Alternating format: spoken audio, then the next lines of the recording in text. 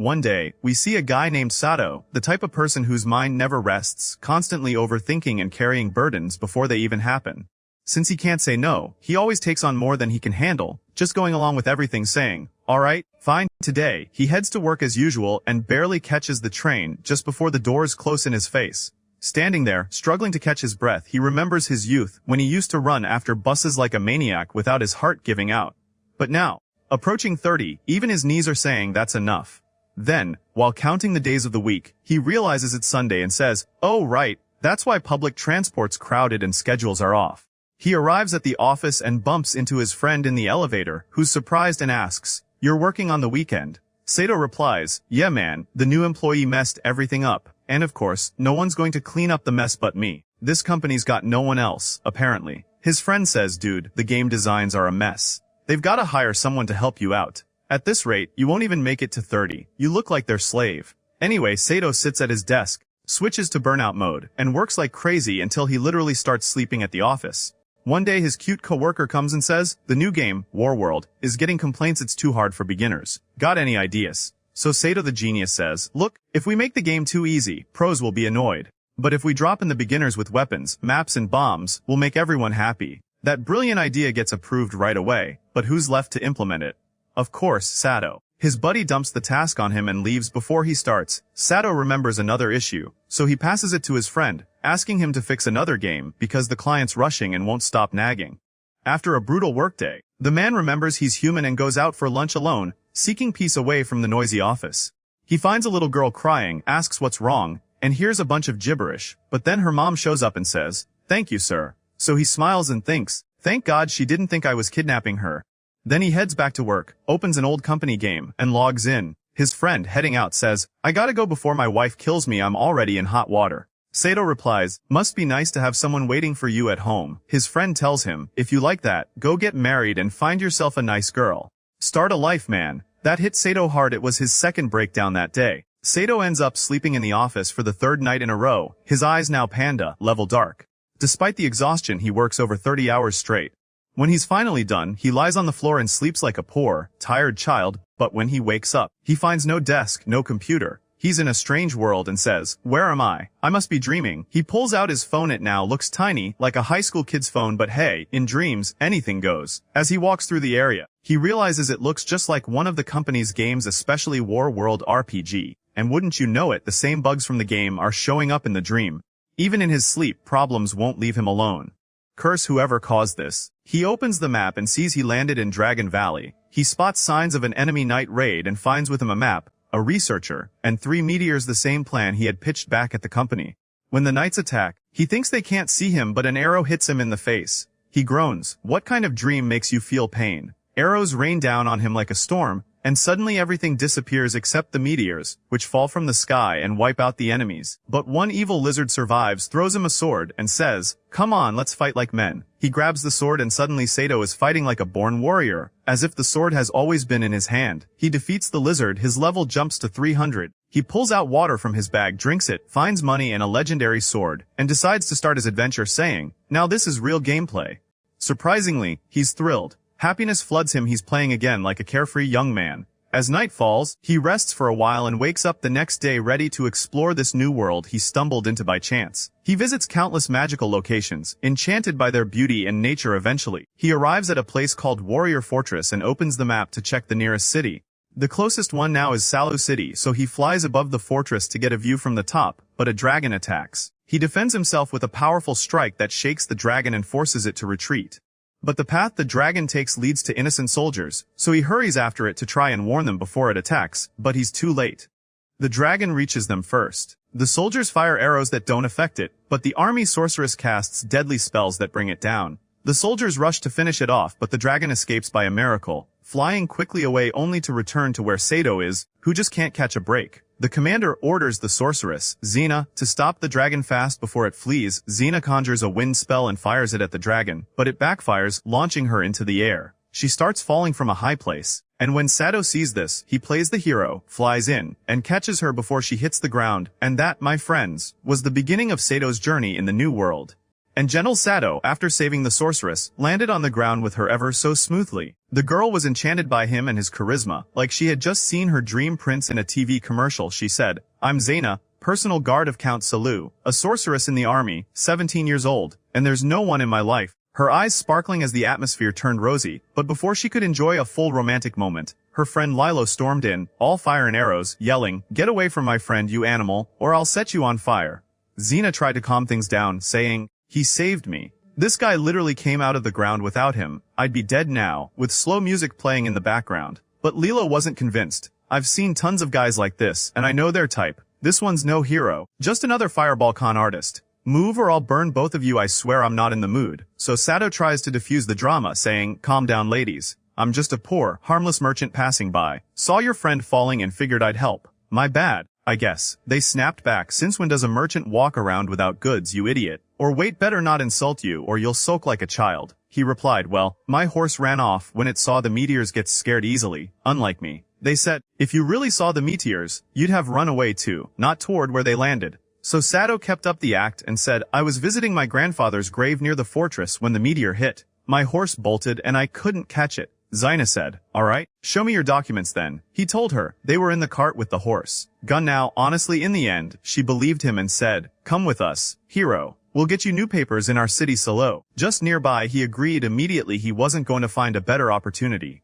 Once they arrived in the city, Zaina said goodbye as she had important work, and he went with another girl named Ina to the office that issues IDs. They told him, "Place your hand on the mana stone," and Sato thought, "Please let this go well." When he placed his hand, his old stats as before his level up showed up, so they gave him a visa and entry permit. He breathed a sigh of relief, but the clerk warned, "If you get caught after 10 days without renewal, you'll pay a fine. And if you don't have the money, you'll be turned into a slave." Sato thought, "Am I in a dream or what? Slavery's chasing me even here. Will I ever catch a break?"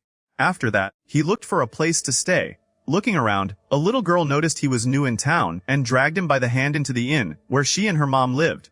He booked a room there after seeing the prices were cheap and the place was nice. He said, "I'm starving," so the mom served him some leftover food. He began to feel like a real human again, eating and listening to stories. Her mom told him about cowardly merchants who fled when they found out the Beast King had allied with the dragons in Dragon Valley. When he asked about the king, she said, "If I remember right, the last time he was defeated was 70 years ago. No one's heard of him since." She added, "Don't worry, there are no dragons around here, except for the weak wyvern kind. As for real dragons, they appear in far-off lands from my grandparents' days, and they're super lazy, they barely wake up." After eating, he asked the girl, Marsa, about a market to buy some things. She said, "I'll take you myself, I know this place well. Better than someone scamming you." He agreed and went with her. At the market, he saw people mocking Beaskin and beating them. Sato snapped and said to the bully, "What's your problem? Leave these people alone." The guy replied, "Why do you care?" Sato said, "I care a lot. Back off before you see my bad side." The bully got scared and walked away. Sato helped the kids, picked up the firewood they dropped, and began to see himself as a true hero, not just in the game. Then he continued shopping with Marsa, haggling with the vendors better than the locals themselves. By chance, a carriage full of girls passed by. One of them caught his eye, but the carriage flew off before he could get a good look. He returned to the inn and lay in bed, thinking about everything that had happened in the past few days. Feeling a joy he hadn't felt in a long time, he thought, "These characters and places would make an amazing game update when I'm back." But wait, how did I taste the food? Feel the blade strikes? Is this really a dream? There was no answer, so he decided to enjoy the new world and learn as much as he could, in case he returned and wanted to use this as a game developer. The next morning, Marsa woke him up and said, "Get up, man, your girlfriend's waiting outside. Don't start playing hard to get all ready." He said, "Girlfriend? I don't know anyone here, I just got here yesterday, remember?" She replied, "Don't ask me, go see for yourself." He went outside and saw Xena waiting for him. She said, "Wanna go out and explore the city with me? It's my day off today and I've got the whole day free." Sato was relaxed and minding his own business, but Xena was determined to show him around the city, and he said, "Alright then, fine," and they strolled around calmly. Xena tried to explain, saying, "I went out with you today to thank you for what you did yesterday," and Sato chuckled, saying, "You guys already thanked me so much I nearly got overloaded. You brought me to Saloo, gave me free residency, what more do I want? Maybe I should just stay here and let you take care of me." But as usual, Xena dodged the talk and said, "Let's get something to eat," and they actually went to buy some food. But suddenly a mischievous kid bumped into Xena and stained her favorite blouse, the one she got from her mom. Sato tried to calm her down, saying, "Don't worry, we'll find someone to clean it, it'll be better than new." but before he could finish, a drama-loving sorceress popped up and said, "Leave the cleaning to me, I'll make it shine with a cleaning spell." Sato was surprised and said, "We were looking for a laundry, not a sorceress," but she didn't ask and pulled them aside like she was about to share a secret, and in a split second, the stain vanished as if it had never been there. They were both amazed and thanked the sorceress, who was glowing like she was in a detergent commercial as they walked. Sato got into a philosophical mood and started asking, "How does magic even work? And how do you use wind spells?" Zina replied, "I started learning 3 years ago with some brains and effort. That's all." Then she teased him and asked, "And what are you learning for?" He said, "The inn I'm staying at doesn't have bathrooms, and I like being clean, so magic's the solution. Either shower or die." The two were exploring the city when suddenly a woman stopped them on the street and asked, "Want some skincare cream? It's amazing." And kind-hearted Sato remembered the innkeeper, whose hands were all dried out from work, and thought, "I'll buy 5 jars for the poor lady at the inn." Zina laughed and said, "We've seen the whole city, now any place else you want to visit?" He said, "Take me somewhere I can see the whole city from above. Let me soak it in." So she took him to the city wall, a place meant only for soldiers, but Sato, of course, could go anywhere easily. He even managed to enter Zaina's heart up there. He was really feeling it, the wind in his face like a Bollywood scene, and suddenly he spotted a windmill and asked Zaina, "What's that windmill for? What does it do?" She replied, "It's a mill, but if a wyvern attacks us, it turns into a defense battery." "Wanna see?" He said, "Let's go right now." On the way, she said, "Let's stop by the Balian temple too, it's on the way." And there she showed him a statue of the hero and the Beast King and explained, "The sword in that statue is magical, it only works when it glows blue." Sato asked, "So if it doesn't glow blue with the hero, it's useless?" She said, "Exactly, but it doesn't have to be the hero. Sometimes the sword chooses someone else." Suddenly, a girl appeared and startled them, saying the one the sword chooses doesn't have to be a hero at all or even a good person. And Zina said to Sato, "That's Orna the priestess and daughter of Count Saloo. My mom raised her." And suddenly someone called for Orna, and she waved goodbye and ran off. As they left the temple, Zina hailed a carriage to take them, while Sato stood aside checking the updates he'd received. He noticed that the meteors in his inventory could wipe out overpowered monsters from existence. He thought, "Wait, am I hacking the game or something?" Then said to himself, "Nope, better keep quiet. I need to stay low-key so I don't become a target. Otherwise, this will all come crashing down on me." He hopped into the carriage with Zina, who took him on a little tour, showing him the defense tower. Any flying dragon or beast that passed over it would instantly be taken down by the weapons and magic installed on the wall. But about 40 years ago, a black dragon came and destroyed the entire tower. Saloo itself was devastated. Sato asked, "Did the hero show up and stop it?" She replied, "No, unfortunately not. Summoning the hero is done through magical rituals at the Epic Empire, and that attack came 60 years after the last Beast King assault. It was so sudden, no one had time to react. We simply couldn't manage to summon him in time." As they continued, they came across a large crowd gathered around a man giving a heated speech. His name was Leader Zakon, and he was riling up the people, claiming that Beastkin were servants of the evil Beast King. He was convincing them to buy stones and hurl them at helpless slave children. And, as usual, the people blinded by ignorance believed him and started throwing rocks at the kids. But Zina couldn't bear the sight. She ran forward, stood in front of them, and shouted, "What are you doing? These are children, for heaven's sake you'll kill them." The leader responded, "You must be one of the Beast King's followers to stone her as well." Ignorance gripped the crowd. Anyone who spoke out was seen as suspicious. They followed blindly, like sheep. That's when Sato finally stepped in. He analyzed the situation swiftly and noticed that the man shouting wasn't the real leader. The real Zakon was sitting off to the side, watching his assistant stir up the chaos. Zina quickly cast a wind barrier spell, shielding herself and the children. Sato flew toward the true leader, struck him, and hurled him into the center of the square in front of everyone. He addressed the crowd. "This man tricked you. He told you those stones were sacred and had you throw them at innocent slave children." But instead of feeling guilty, the crowd got angry over the money they'd wasted. Some even accused Sato of being a liar, a fraud, and an ally of the Beast King. Suddenly, the leader lying on the ground transformed into a terrifying monster. Zina ran off to get reinforcements, while Sato tried to free the slaves, but they told him, "We're chained by collars. If we disobey the leader, the collars tighten and choke us," so he started breaking the collars himself. Zina returned with backup, but just as she arrived, the monster completed its transformation, captured everyone, and transported them to a strange unknown location. It said, "Welcome to the Beast King's lair. You'll become the raw material for creating new monsters that will help us take over the world," and laughed his wicked laugh before vanishing. Sato approached the slaves, whose condition would make even a stone weep. He asked for their names and realized they had none. So he said, "From now on, you're Tama, Baki and Lisa," and gave them water, medicine, and clothes so they could live with dignity. Then, he began analyzing the place, mapping out the entrances and exits. He found that Zaina was in another room with the soldiers, so he decided to go to her first. Tama, Baki, and Lisa asked to go with him. He handed Lisa a sword. She was the eldest and the only one with combat skills. He told them, no one moves until I give the signal. He said to Baki, if you smell anything, let me know. And to Tama, if you see anything, same thing.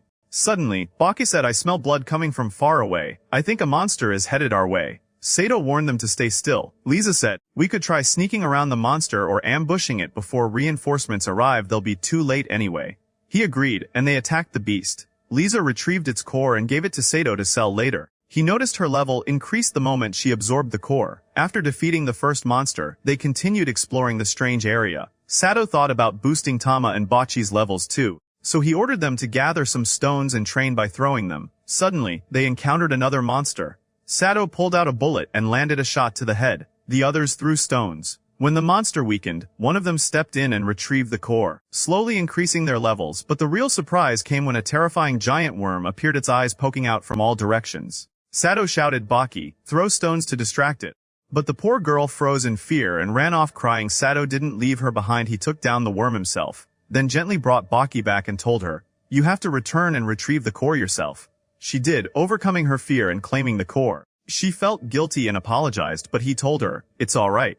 Just don't let it happen again. Your life matters. I care about you. After a while, all their levels increased naturally. They began fighting monsters on their own without waiting for orders. They encountered rats, frogs, and all sorts of grotesque creatures, as if they'd entered a nightmare cave. When exhaustion hit them hard, Sato finally noticed and said, how about a little break? They dropped to the ground from sheer fatigue. Sato gathered them and made a luxurious meal for when they woke up, so they could taste real rest before continuing. They resumed their journey, and Lisa asked, can I start a fire and cook some frogs? I'm starving, it's my favorite dish. Sato smiled and said, alright, show me what you've got.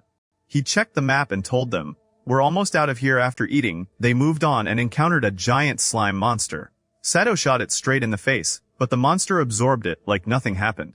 He checked its level. It was incredibly high. His bullet wasn't going to work. Lisa, calm and composed, said, no offense, but this one's not worth overthinking, and thrust her spear into the monster's core. It melted instantly. Sato laughed and said, nice. You're finally using your brain. Suddenly, Baki smelled blood again. She warned the group, and Sato ordered everyone to stop.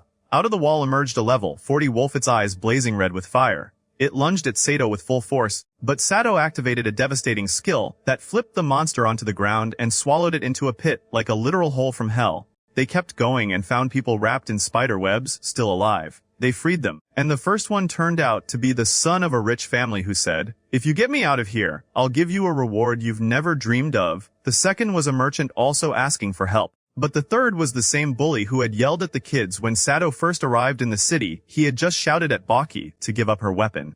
Sato saw him and said, you're selfish and a bully. You don't deserve help. Go find someone else to save you. And they left him and walked away. But then they found Zaina and the soldiers being attacked by tons of slime monsters.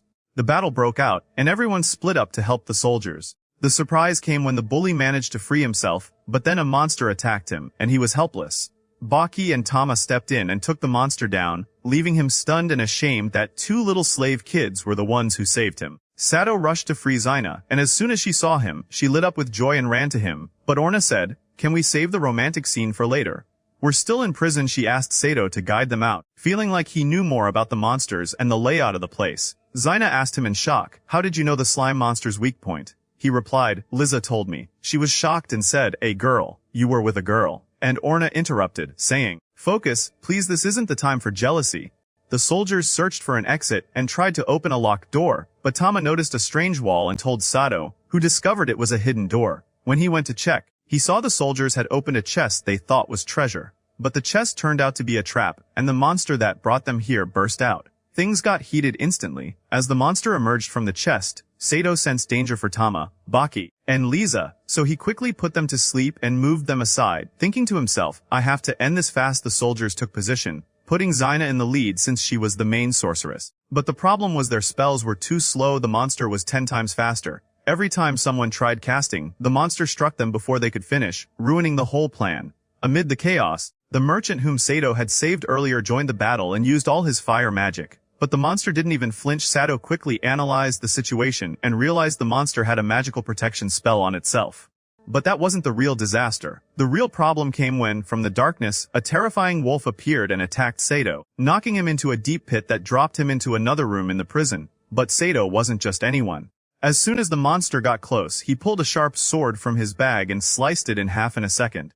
Then dashed back to the room where the battle was happening. Suddenly, a masked man appeared in the middle of the crowd and said, "Leave this monster to me, I'll handle it." Everyone stared in confusion, wondering who this show-off was, but the guy seemed legit. He picked up a rock from the ground and threw it at the monster, and shockingly, it worked. The monster actually started retreating. The rocks were affecting it, and it stepped back, one step at a time, visibly shaken. But just when everyone thought the battle was over, the monster laughed hysterically, and the real shock came as another monster emerged from underground. Not just any monster, this one looked like the Beast King himself. Huge, terrifying, and its level was sky high. Suddenly, everyone got blown in different directions, collapsing from fear. But right then, it was revealed that the masked man was Sato himself. He had been pretending to be a stranger to hide his power from them, but now things had gone too far. Everyone was about to die, and the monster acted like an unstoppable god. Sato dashed forward at lightning speed, sword drawn, and sliced the monster in half with one blow. Everyone froze in shock. The monster that had terrified them was gone in a single second. Finally, they escaped from the prison they'd been trapped in, and as usual, reinforcements arrived late after everything was already over. Sato went to buy Lisa, Baki, and Tama, making them officially his slaves. Then the merchant brought out two more girls, one named Lulu, the other Arisa, and said, "What do you think? Want to buy them too?" While Sato was sitting with the new slaves, he suddenly noticed something very strange. The two girls pronounced his name correctly, like actual Japanese speakers. Not just that, when he told one of them in Japanese, "There's a spider on your hair," she freaked out and screamed, "Get it off me," which meant she understood what he said. He stood up and asked himself, "Do I have a new skill or something?" But then he stayed quiet and said, "Never mind. Let's just buy the girls and move on like normal." He introduced them to the team, and Baki, Tama, and Lisa welcomed them warmly. Lulu and Arisa felt like they had just found a new home. Arisa told them she came from a rich family in a faraway city. While Lulu's appearance made it clear she had been a street orphan, everyone clung to Sato's arms literally as they headed to the inn. Sato suggested, "How about we eat first before we rest?" And everyone agreed. But each girl had her own craving and wanted a specific dish on the table. So your guy Sato brought out a meal that turned the place upside down, every type of food imaginable. Their eyes sparkled and their tails wagged from joy. They devoured everything and even licked the plates clean. Sato was happy to see them finally bonding and functioning as a team. He said, "Keep eating, I'll step out to buy a few things." The girls whined that they wanted to come with him, but he told them, "No, just rest. I'll be right back, just getting some stuff." He went out and bought them clothes that would make them look like royalty in public. When he returned to the inn, the innkeeper welcomed him like a king and said, "Your room's exactly as you left it." No one touched a thing. He asked her, "Do you have a room for the girls?" She replied, "Sorry, the inn's completely full, not a single room available." Then Arisa suggested we could sleep in the stable. Sato thought about it and said, "Actually not a bad idea." He asked the innkeeper, and she told him, "The stable's empty and so is the rooftop. If you prefer." Sato prepared the place himself and told them, "If you need anything, just call for me, I'll come running." The next morning, he woke up early because Zaina was coming to see him. He took her out for a walk, and it was clear he had started to like her. But the moment he saw Arisa, he remembered the story she told him the night before, how she was a princess whose kingdom had been destroyed. Her father, the king, was executed, and she escaped with Lulu. Then they were caught by a slave trader, and had been living like that ever since. Sato felt his heart break. He handed her a bag of money and said, "Take the girls and go buy whatever you want." The girl was overjoyed and thanked him. But the happiest of all was Zaina. Seeing his kindness made her admire him even more. Zina asked him, "What were you planning to do today?" He replied, "I want to find the girls a cleaner place to sleep than the stable. I feel bad for them." She said, "Want me to help?" He replied, "Let's go, I needed someone to keep me company anyway." They went looking for a place, and the girl working at the agency told him, "Why don't you rent a house and settle instead of hopping between inns?" He agreed, but once she found out he had Beaskin with him, she took him on a tour of several houses. One was shady, another filled with negative energy, and another was so small it felt like a coffin. The girl got tired and annoyed, so he said, "Look, I'll stop by tonight. Just have a place ready for me." She was thrilled and agreed immediately. Instead of heading back to the inn, he turned to Zaina and said, "Let's go out somewhere and refresh a bit." Natty stepped in and told them, "There's a new market that just opened, you might like it," then winked at Zaina and added, "Let me know if you need anything." The market was indeed impressive, and the girls saw Sato and ran over excitedly to show off their new looks, new hair, and new clothes. They were all super happy. Sato found a man selling cards that helped with reading, so he bought a few so the girls could learn. Then the girls started begging him to take them to a performance in the square, and of course, Sato couldn't say no, so he agreed. But he went to apologize to Zaina first since the girls would be joining him for the show. She kindly said it's okay, no problem. He gave Lisa the money to go buy the tickets. Still wanting to make it up to Zaina, he went to buy her a gift and Arisa showed up, clinging to him, so he ended up buying her something too. Then they all went to watch the show together. The performance began, but all the girls literally fell asleep. Even Liza, who was always alert, got distracted by the smell of food. Sato felt like he wasted a romantic moment with Zaina and got stuck with the girls for nothing. Meanwhile, Zaina was focused on the story. A sorcerer falls in love with a princess. Her evil fiancé gets in the way. The sorcerer dies but is reborn and seeks revenge on the fiancé, shakes the kingdom, but in the end, dies again at the hands of a mysterious knight. The show ended, and Sato wandered a bit afterward.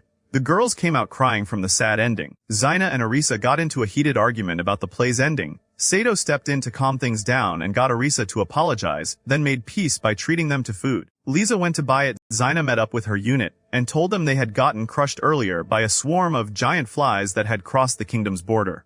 At that moment, Tama and Baki caught a giant fly and threw it in front of Sato. He analyzed it and discovered a disaster in the making. A massive swarm of flies was heading to the city. Sato didn't waste time. He quickly assigned the team. Some would guard the inn, others would fight with him. Sure enough, the swarm arrived early. The city wall took down many of them, but others broke through, and the guards formed ranks. The hunt and battle began, each group taking position, but disaster struck when a few flies got into Nadi's shop. Sato saw what happened and rushed in to save her. Inside, he found them surrounded, so he quickly wiped out the flies. Nadi and the shop manager helped him, and they all fought off the swarm together. The manager used magic since he was an elf. When Sato finally stepped outside, he found the city had been cleared of flies, and the soldiers had done a great job. Xena told him she had to work on her day off. Because of what happened, she had hoped to spend the day with him. But duty never ends. That night, the innkeeper held a feast to thank Sato and the whole team for saving the city. She prepared all kinds of dishes, and they ate until they were completely full. Sato went out for a walk to unwind a bit, but on his way, he was suddenly attacked by a strange person.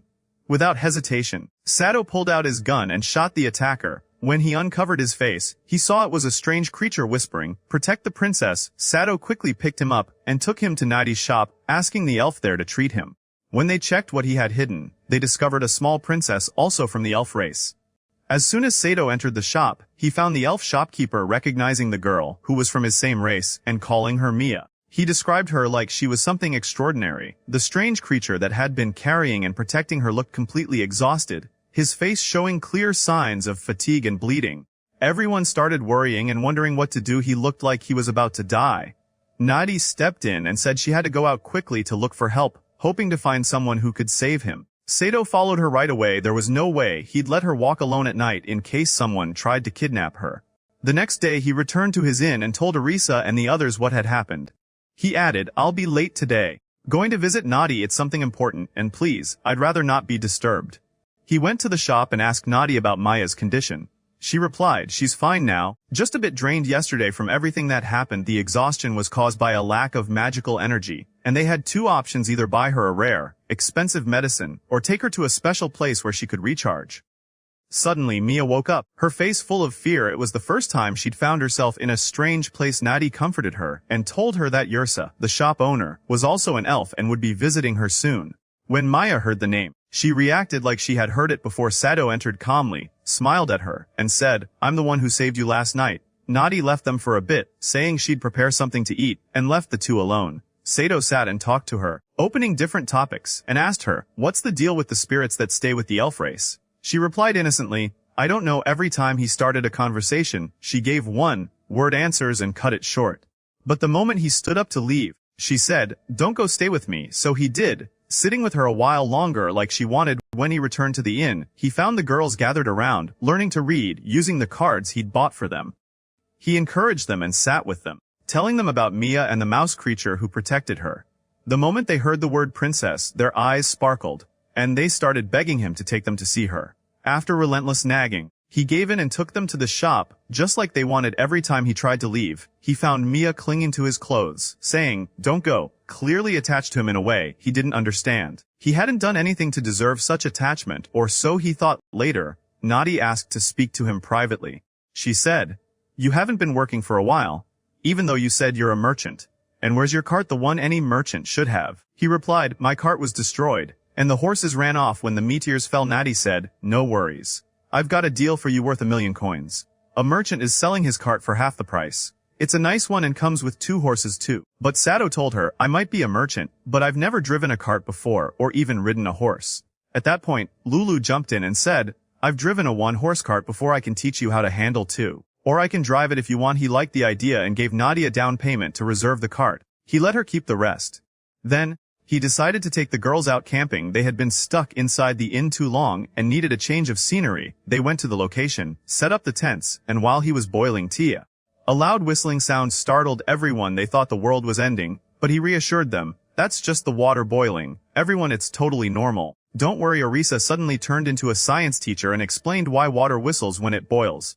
Sato watched them like a proud father watching his kids. Suddenly, a few Beeskiskim, the same ones Sato had helped before, showed up. This time, they brought extra food and gave it to Sato as thanks. He was happy but unsure whether to accept the food. They were poor and might need it more. In the end, he did a trade. Each of them got meat in exchange for the fruit they brought. Afterward, he went out to train with Lulu on how to drive the cart. Nadi told him, "Why don't you take Mia and return her to her village?" He replied, "We'll think about that later. Right now, I just need to learn how to drive." He rode with Lulu and said, "I'm counting on you." Lulu was nervous and very shy, so he said, "Relax, I'm like your big brother, just think of me as family." That loosened her up, and she started talking and talking until he finally said, "Alright, that's enough chatting. Let's focus, it's time to learn seriously. You're giving me a headache here." She handed him the reins and taught him how to move the horse.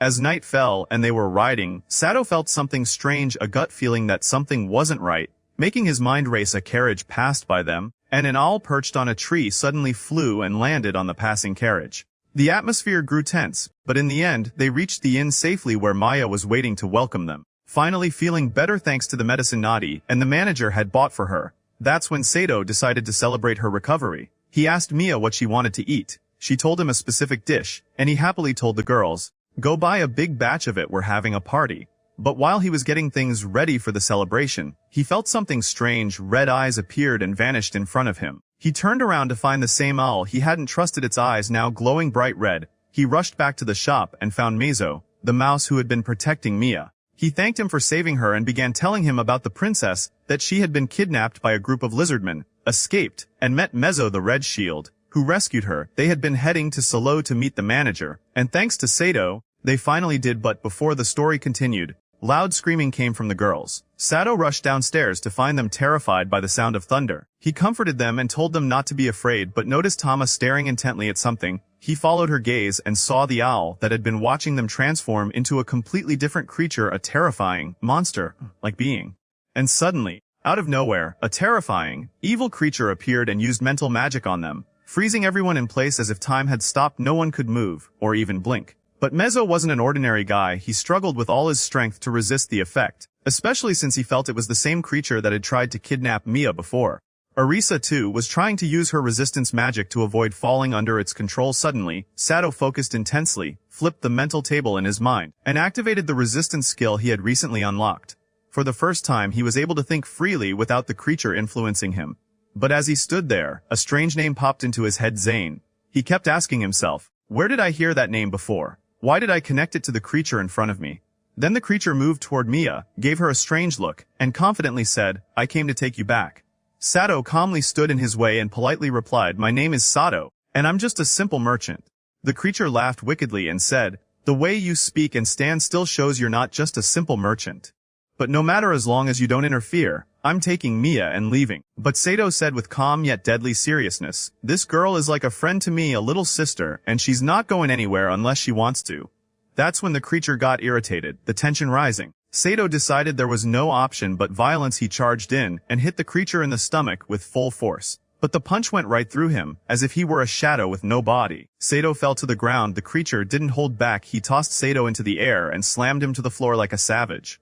Arisa went berserk with anger and shouted, "How dare you hit my master, you monster!" She used her magic and cast a strong spell that actually hurt him. The creature became even more furious and yelled, "How dare you compare me to a weak human like that?"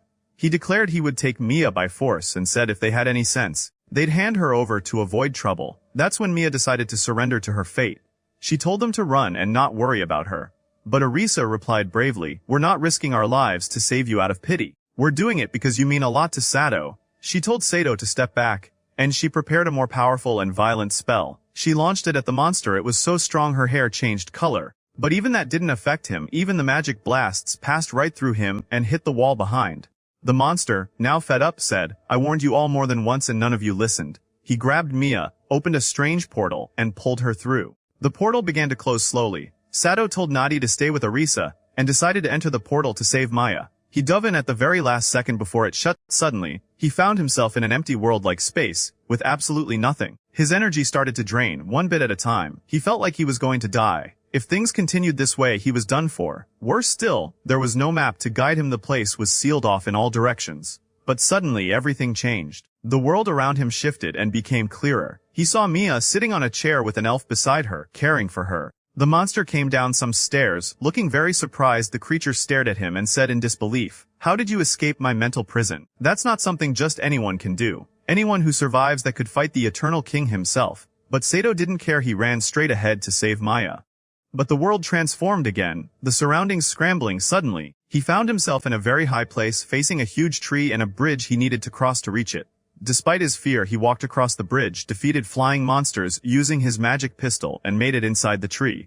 There, he found a map and began analyzing it, learning about the areas within the tree. He moved to a chamber containing the tree's spirit. He opened the door and found the forest fairy sleeping. She woke up to his voice, and he told her he was supposed to fight her to pass. But she replied, "I'm tired and need some magic points. If you give them to me, I'll open the path myself." He agreed immediately, gave her the points, and she opened the path for him. Even thanking him for his help, he continued forward and entered a lab with writing in the elf language. From the writing, he understood the lab belonged to Maya's family and the shop manager. After that, he returned to the fairy and told her he didn't like this place and wanted to escape to somewhere else. She didn't know how to help but suggested, "If you can defeat the guardian of this place, maybe you can get out." He agreed, and she sent him to the 100th floor. There, he met 3 girls who congratulated him on reaching this stage and told him that if he won here, one wish might come true. One of them attacked him, but she turned out to be really weak. One hit and she collapsed in pain. He felt bad for her and carried her to a safe spot. After that, he entered another room that looked like the first fairy's chamber, but found the fairy collapsed on the floor, looking drained. He thought she was dead, so he splashed some water on her. She woke up and said, "Thank you for your energy." He was shocked it was the same fairy he met on the first floor. She told him, "There are many versions of me. We're all connected." He asked her to take him to the highest place in the tree. She told him the farthest she could get him was the 180th floor. There, he found a world full of flying insects and began blasting them away. After clearing them out, he opened a huge hole in the tree, saw the world from above, and continued climbing floor after floor until he reached the top. And there, he found Mia and the monster waiting. The creature congratulated him on reaching so fast and said, "If you beat me in battle, I'll give you the sacred magic sword of the hero." Sato agreed. But then the monster summoned an army of his followers to fight him. He said, "The title of hero isn't for those who ask for it, it's for those who earn it." Then the creature took Mia and climbed to a higher place in the tree, leaving Sato alone in a terrifying battlefield. This hellish epic isn't just a battle, it's a battle in hell itself. Our honorable man Sato, after entering a life or death challenge inside the Tree of Life, found himself surrounded by an entire army of female warriors loyal to the monster, over 100 of them, and the guy, being polite and kind, couldn't bring himself to hit them. I mean, they were girls after all, it just didn't feel right. But when he realized they were seriously trying to take him down, he said, "Fine then," and flipped the table. He punched one, launched the second, dodged the third, a sequence of action scenes that felt like a Bollywood movie, but with an insane anime budget. But the cuteness wouldn't last. Once he got serious, he threw morals aside, broke through his hesitation, and started knocking them down one after another until they couldn't even stand. One more hit and they'd be begging him to stop. Still, he didn't finish them off. Instead, he tried to reason with them, telling them that their beloved master was a monster who didn't care about their lives or deaths, and all this would only lead to failure and ruin. The girls were furious. How dare he talk about their master like that? They gathered a massive amount of arrows and launched them all at once. But Sato acted like nothing happened. He dodged them all with incredible precision. One of the girls tried to show off her skills, Launching attack after attack, but by the fourth strike, her sword flew out of her hands, and she collapsed from exhaustion. Another gave it everything she had, placing her sword in front of her, trying to push forward. Sato calmly grabbed the tip of the sword and tossed it aside. She, too, fell to the ground. The battle was over. And Sato stood there thinking, that was way too easy. He advanced to the next floor where the monster who'd been waiting greeted him. The monster said, "You really are worthy of the challenge. Here's the sword I promised." Sato stood there, confused, and asked, "What exactly do you want?" The monster began telling his tragedy. He had once been an ordinary man with friends, living a good life. But then a rich man fell in love with his wife, framed him, and had him executed, cutting off the heads of his entire family before his eyes. His wife also died in front of him. The monster explained that he came back to life, but in a hideous form, and no one could free him from his suffering. That's when people started calling him the Eternal King of Night. All he wanted now was to die with dignity. He told Sato, "Use the sacred sword and end my pain, please." Sato drew the glowing blue sword and pierced the monster's body. In a powerful dramatic moment, the monster's soul left his body and thanked Sato, saying, "You've won this time. Thank you." The moment the soul disappeared, the giant crystal inside the tree turned red and the system sent a message: self-destruct sequence initiated. Escape before everything explodes. Sato dashed with Mia like they were in a race, trying to escape. He shook her awake and asked if there was a way to stop the explosion. Maya tried touching a device next to the throne, but nothing worked. Then she got a message from the system saying she could exit in 1 minute. So Sato picked her up and placed her with the girls he had fought earlier, so they could all return together to their world. But suddenly, he remembered one of the girls he had left unconscious outside the forest fairy's room. He told Mia, "You go with the others, I'll bring the last girl." He dug a hole at lightning speed, descended, picked up the girl, and returned to the fairy. He asked if there was a way out. The fairy coldly replied, "Bring me seeds, I'll grow them, and send you out." He pulled some from his bag. She gave him a look and said, "I need 3 times this amount." So he poured out everything he had. In a flash, she opened a portal and let him escape the tree, but before he could celebrate, a giant wave of salty water surrounded the tree and spread like monsters. Sato ran with all his might but couldn't use his teleport skill, so he thought fast and decided to unleash a massive fire using the meteors. It worked. He vaporized the wave. A genius move by Sato. He finally reached the girls, who were terrified and crying for him. He apologized and Mia thanked him. All the monster's former followers thanked him, too, for fulfilling their master's final wish. They said, "From today, we follow you." They handed him their master's ring and asked him to bury it next to his wife's grave. Sato agreed and asked one of the girls to stay with him as his aide. He named her Nana after this intense adventure. He returned to the city only to find Zaina running to him in tears, telling him she'd heard he was kidnapped and was about to search for him herself. He comforted her and gave her the gift he had bought for her during the day of the performance. Then he said, "I'm gonna take Mia back to her village, so I'll be gone for a while. Please don't worry, I'll be fine." He left in his cart with the team he couldn't do without. But as they moved, Zaina caught up to him on her horse and said, "I won't ask to come with you, but when my brother comes of age this spring, I'll be free and I'll wait for your return." He was thrilled by her words, said goodbye, and the girls tried to cheer him up after parting with Zaina. As they traveled along a road that seemed endless, the feeling of boredom became unbearable. They were about to throw themselves out of the cart. That's when they decided to take a break and cook. And they really did, preparing a feast that would make anyone hungry, filled with every type of food imaginable. But in the middle of all the excitement, Mia just stared at the food like she was seeing something strange. She didn't eat or even speak. Sato noticed and said to her, "What do you mean you're not eating? We're not on a diet here, we're on an adventure and a long journey." Mia calmly replied that elves don't eat meat.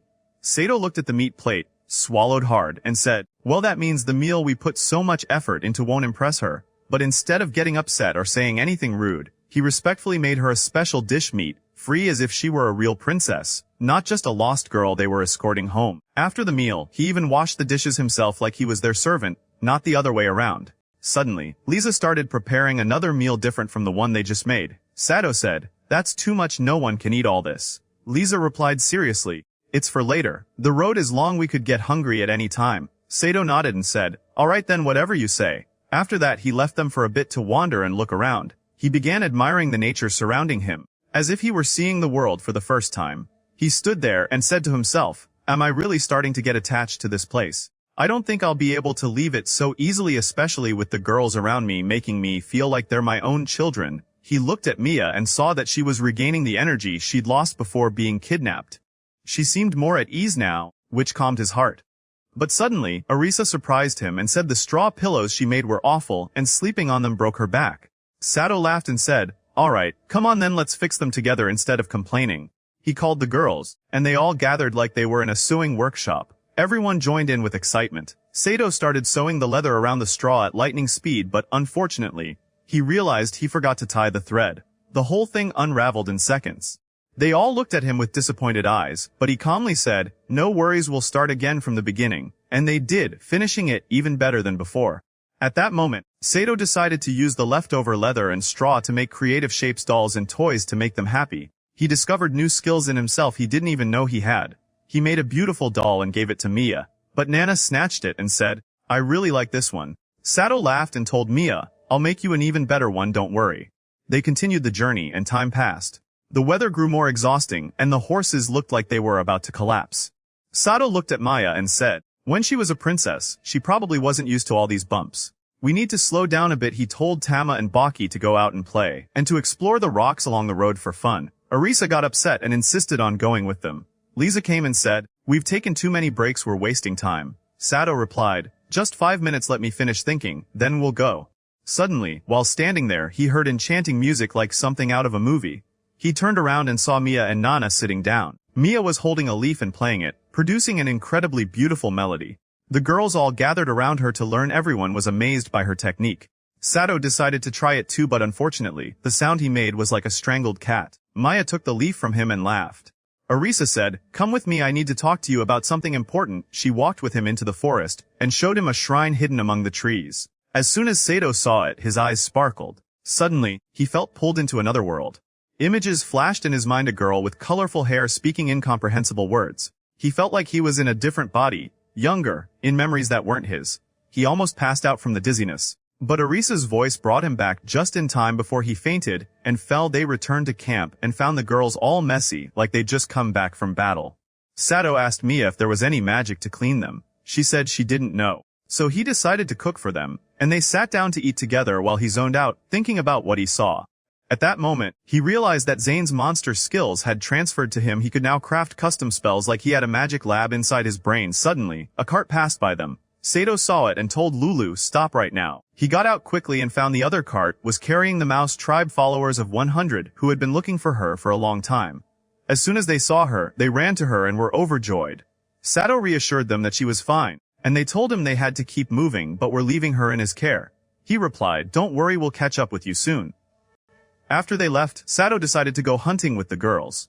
They successfully caught a deer, cooked it together, and everyone ate happily. Sato began experimenting with his new skills and discovered he could turn his thoughts into spells as if he now had a real magical laboratory inside his head. After a long day, they finally reached the area where the mouse tribe lived. Mia walked down to the grave where the mice who defended her were buried.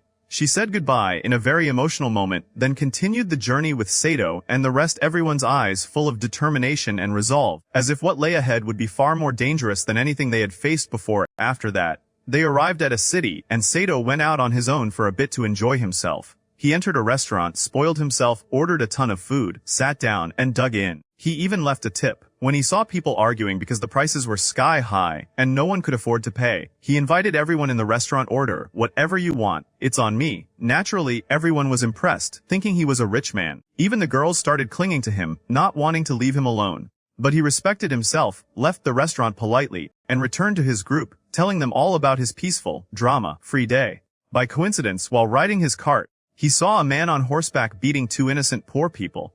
He stared at the man, trying to remember where he'd seen that face before. Lisa responded, "We saw him when we were selling the monster cores we had collected. He tried to scam us out of their price." Sato jumped out of the cart and went to help the poor couple. One man had a broken arm, and the woman with him didn't know what to do. Sato handed him a high-grade magical potion, very expensive, and gave it to him. The man was healed instantly, and they showered Sato with gratitude, saying, "We don't even know how to thank you, what can we do for you?"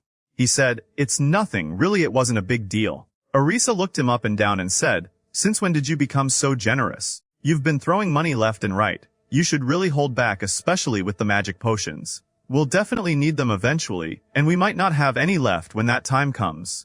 Sato realized she had a point, so he decided to learn magical alchemy and make the potions himself in case he ever needed them again. The very next day, he wasted no time. He laid out all the materials he had on the table. He followed the instructions in his book, tried once, then twice he failed. The third time came close to working, but still failed. Eventually, he produced something close to what he wanted. But he discovered that for a potion to be magical, it had to be stored in specific enchanted bottles. Those bottles were nearly gone, and his resources were running low too. So he decided he would travel to the nearest city Noki to buy the supplies he needed. At night, he trained with some magic weapons and invented a new tool that could absorb magical energy. He tested it with Arisa, but it ended up draining his energy instead. He tossed it away quickly, and Arisa congratulated him sarcastically on his useless invention. The next day, he approached the city he had wanted to visit. But when he analyzed the map before entering, he noticed several parts were missing. There were areas inside the city he knew nothing about. Still, he decided to go in and find out for himself. He asked around for an alchemy shop where he could buy supplies. They told him there was one at the end of the street. He followed the directions and was about to enter when a crazed man stormed out, shouting angrily, "Get out of my way." Then Sato entered the shop and asked the girl working there for some materials. But she told him they were experiencing a severe shortage of everything he had asked for. Even the last available item had just been bought by the man who left before him, who purchased a huge quantity of enchanted bottles, so he left the shop empty-handed and told Lisa, "Go back and stay with the girls. I've got a place to visit, and will join you soon."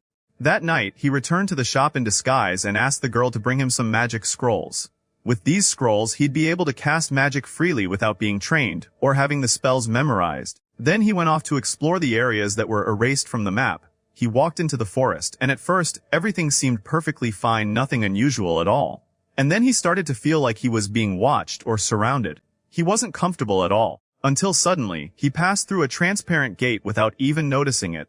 Out of nowhere, a little girl appeared with some mechanical guards who started attacking him. He quickly stopped them and said to the girl, "I'm sorry for stepping into your private area. I didn't know. I'm not a bad person." But the girl was still scared and called for her mistress. Her mistress arrived, riding a giant bird that almost squashed the girl as it landed. Then, an old woman descended from the bird, approached Sato, and contrary to what he expected, apologized for her apprentice's rude behavior. She introduced herself as the sorceress in charge of the mana source in the Forest of Illusions. She took him to her home and explained that her apprentice attacked him because she thought he was a messenger sent by the elves because of the small bell hanging from his clothes. He corrected her and explained that the bell was a gift from an elf friend, and he wasn't anyone's messenger. She believed him, since it was clear from his appearance that he wasn't an elf. Then, Nini, the girl who attacked him, entered and apologized sincerely, saying, "I didn't mean to. I misunderstood everything." She told the old woman that she was going back to work. The old woman explained to Sato that their job involved delivering 300 magical potions twice a year to the count of their city, in exchange for protection from thieves and hunters. Sato told the old sorceress that he was really interested in potion making and had only started learning a couple of days ago. She encouraged him and said she would teach him a very special potion that would be useful for his journey. He was thrilled and agreed immediately, asking her to teach him quickly. She guided him through the process, and he later left, thanking her for everything. She asked, "Will you find your way back alone, or will you get lost in the forest?" He replied, "Don't worry, I've got a map." She still wanted to be sure, so she used a light spell to illuminate the entire forest and guide him along the path. Afterward, he returned to the city, where he had arranged to meet a man to craft special potion bottles. He went to meet him, but the man was late, and while waiting he overheard two masked men speaking quietly nearby. Curiosity got the best of him, so he eavesdropped and heard one of them talking about attending a meeting where he planned to take over the city. Sato thought to himself, this must be some bored rich guy with nothing better to do. He finally met with the man he'd been waiting for and asked him to make a decent quantity of magic bottles. The man told him those bottles were restricted. They were distributed evenly among merchants and not for private manufacturing. Before they could reach an agreement, the girls barged in and said, "You're past your bedtime, it's time to sleep now." Sato felt embarrassed in front of the man and left with them. By coincidence, he ran into Nini, who was delivering the magical potions. Some bandits started chasing her, trying to steal them. He rushed in to drive the thieves away and told her to escape quickly. But while fleeing, she accidentally collided with another cart, destroying it along with many of the potions. Only about 150 bottles remained intact. Sato calmed her and said, "Let's go sell the ones we still have before anything else happens." They went together. The man in charge told her he understood the situation, but the contract still had to be fulfilled. Sato looked closely at the two men speaking to him and thought, "Yeah, those are definitely the same two from the restaurant, the ones whispering earlier." He asked if they could give her a bit of time, so he could buy potions himself to make up for the shortfall. The count replied, "The contract clearly says the potions must come from the sorceress herself." But Sato realized from the way he said it that he was bluffing and trying to sabotage the deal. So he said, I know for sure there's nothing in the contract that says that. So if I bring you potions that are even better than the sorceress's, you wouldn't accept them. The count became visibly nervous and said, fine as long as the quality is the same. Sato agreed and left to prepare the necessary materials. But Nini pointed out that even if they made the potion, they didn't have enough bottles to hold them. That's when Sato remembered the girl at the alchemy shop saying someone had just bought a massive batch of bottles. He suddenly felt like there was a conspiracy or something strange going on, so he sat thinking hard, what do I do? What do I do? Then he remembered the man he originally contacted to make the bottles. He rushed over to him with the girls and asked him to produce 180 bottles by the next morning. The man replied, 180 bottles by morning? You're asking for a miracle, that's impossible. I won't make it in time. Sato said, I know you can't finish them, that's why I'm asking to rent your workshop and equipment for the night. I'll make the bottles myself. The man replied, you must be crazy. But it looks like you have a good reason. Fine, I'll let you use the workshop tonight, even though I doubt you'll make it in time. It's your call. Despite the man's pessimism, Sato thanked him and inspired his team, assigning each girl a task. They all entered the workshop, full of hope and optimism that they could finish on time. They began shaping the bottles out of clay, but the girls failed miserably. The bottles were crooked and unusable except for Sato, who managed to make a large batch of bottles in a short time. Even the workshop owner was surprised. How is this your first time? He asked. Sato smiled and said, I've always been good with my hands. The man shot him down again saying, okay, fine, but keep in mind, these bottles take at least 5 days to dry before they can go in the kiln. Sato's face dropped. 5 days to dry. The man added, maybe more, depending on how thick they are. You never know, Sato said, there must be a way. He started thinking again and suddenly remembered the magical spellbook he inherited from Zane. He quickly opened it and found a spell that could dry clay faster. He ran to Mia and asked her to memorize and cast the spell on one of the bottles. The result, the bottle dried in less than a minute. The shop owner was shocked. There's a spell for that. Sato proudly said, nothing is impossible for me. If I make a promise, I keep it. Then he went out to buy a few things, returned to the workshop, and helped Nini prepare the potion itself. After a few hours, they were nearly done until the count's assistant arrived and said, what are you doing? Don't you know making this type of bottle is prohibited? The workshop owner replied, yes, we know, but that's only if we're selling them. These are for personal use. The assistant said, I don't care. What you're doing is a crime and you'll pay for it.